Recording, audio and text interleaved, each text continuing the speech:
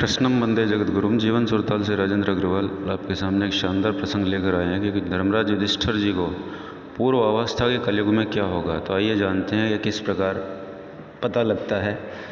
आप लोगों से एक निवेदन है कि जो लोग चैनल पर पहली बार हैं आवश्यक रूप से सब्सक्राइब करें, जिससे आपको अच्छी और महत्वपूर्ण जानकारी समय पर मिल सके। वीडियो के अंत तक जरूर जाएँ, जिससे आपको उसका पूरा ज्ञान हो सके। तो आइए शुरू करते हैं। पांडवों का अज्ञातवास समाप्त होने में कुछ ही समय शेष रह गया था। पांचों पांडव और द्रौपदी जंगल में छुपने का स्थान ढूंढ रहे थे। उधर शनिदेव की आकाश मंडल से पांडवों पर नजर पड़ी। शनिदेव के मन में विचार आया कि इन पांचों में बुद्धिमान कौन है, परीक्षा ली जाए। शनिदेव जी ने एक माया का महल बनाया जो कई योजन की दूरियों में फैला हुआ था। उसके 4 कोने थे, पूर्व, पश्चिम, उत्तर और दक्षिण। अचानक उस महल पर भीम की नज़र पड़ती है और वो उस महल की ओर आकर्षित हो जाते हैं। भीम युधिष्ठिर से बोले, भैया मुझे महल देखना है। भाई ने कहा, जाओ देख लो। भीम महल के द्वार पर पहुँचे। शनिदेव दरबान के रूप में खड़े थे। भीम बोले, मुझे महल देखना है। शनिदेव ने कहा, महल की कुछ शर्तें हैं जिन्हें यदि आप पूरी करते हो तो ठीक, अन्यथा आपको बंदी बना लिया जाएगा। पहली शर्त, महल के 4 कोने हैं, आप एक ही कोना देख सकते हैं।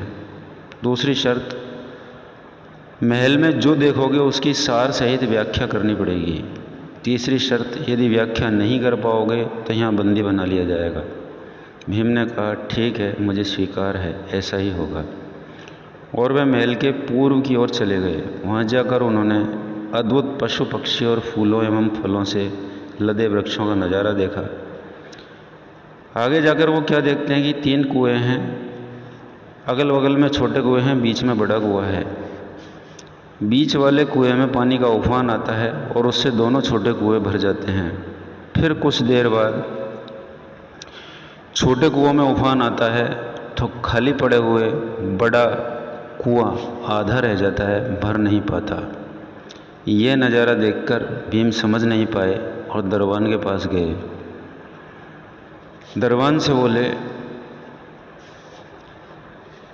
कि मैंने कुछ देखा, वह मेरे समझ में नहीं आया। दरबान ने कहा, क्या देखा आपने? भीम बोले, महाशय मैंने पेड़ पौधे पशु पक्षी देखे, लेकिन वो पहले मैंने कभी नहीं देखे, ये अजीब थे। एक बात समझ में नहीं आई, छोटे कुएं में पानी भर जाता है, बड़ा क्यों नहीं भर पाता, ये समझ में नहीं आया। दरबान बोला, आप शर्त के अनुसार बंदी हो गए और बंदी घर में बैठ जाओ। उनको बंदी घर में बैठा दिया गया। अर्जुन आए, बोले मुझे महल देखना है। दरबान ने शर्त बता दी और अर्जुन पश्चिम वाले छोर की ओर चले गए। आगे जाकर अर्जुन ने देखा एक खेत में 2 फसल उग रही थी। एक तरफ बाजरे की फसल और दूसरी तरफ मक्का की फसल। बाजरे के पौधे से मक्का निकल रहा था और मक्का के पौधे से बाजरा निकल रहा था। अजीब लगा, कुछ समझ नहीं आया, वापस दरवाजे पर आ गए। दरबान ने पूछा, क्या देखा? अर्जुन बोले, महाशय सब कुछ देखा, पर बाजरा और मक्का की बात समझ में नहीं आई। शनिदेव ने कहा, शर्त के अनुसार आप बंदी हैं। नकुल आया और बोला, मुझे महल देखना है। फिर वे उत्तर दिशा की ओर गए। वहाँ उन्होंने देखा बहुत सारी गायें। जब उनको भूख लगती है तो अपनी छोटी बच्चियों का दूध पीती हैं। उसे कुछ समझ नहीं आया, द्वार पर आए। शनिदेव ने पूछा, क्या देखा? नकुल बोला, महाशय गाय बच्चियों का दूध पीती हैं, यह समझ में नहीं आया। तब उसे भी बंदी बना लिया गया। सहदेव आए, बोले मुझे महल देखना है, और वे दक्षिण दिशा की ओर चले गए।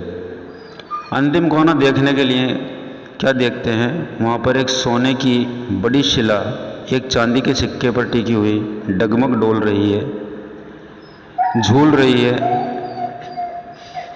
वैसे ही रहती है लेकिन गिरती नहीं है। वे दरवाजे पर वापस आए।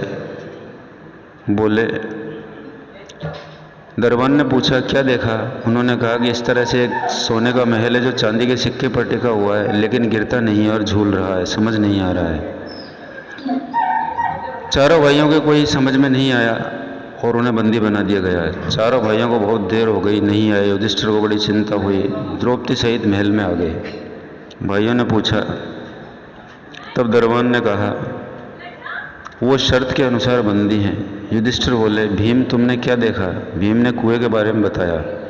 तब युधिष्ठिर ने कहा, ये कलयुग में होने वाला है।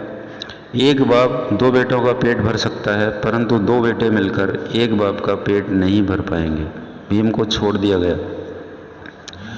अर्जुन से पूछा, तुमने क्या देखा? उसने फसल के बारे में बताया।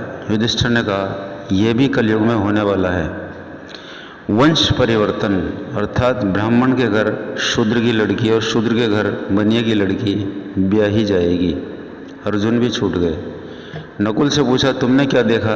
तब उसने कहा कि मैंने गायों के बारे में कुछ ऐसा देखा। तब युधिष्ठिर ने कहा, कलयुग में माताएं अपनी बेटियों के घर में पलेंगी, बेटी का दाना खाएंगी और बेटा सेवा नहीं करेंगे। नकुल भी छूट गए। सहदेव से पूछा, तुमने क्या देखा?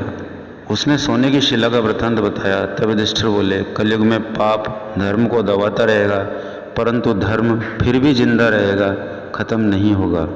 आज कलयुग में यही हो रहा है, सारी बातें सच साबित हो रही हैं। तो दोस्तों, निश्चित रूप से आपको वीडियो पसंद आया होगा। अपने पात्र साथियों को शेयर करें, सब्सक्राइब करना नहीं भूलें। नमस्कार, धन्यवाद।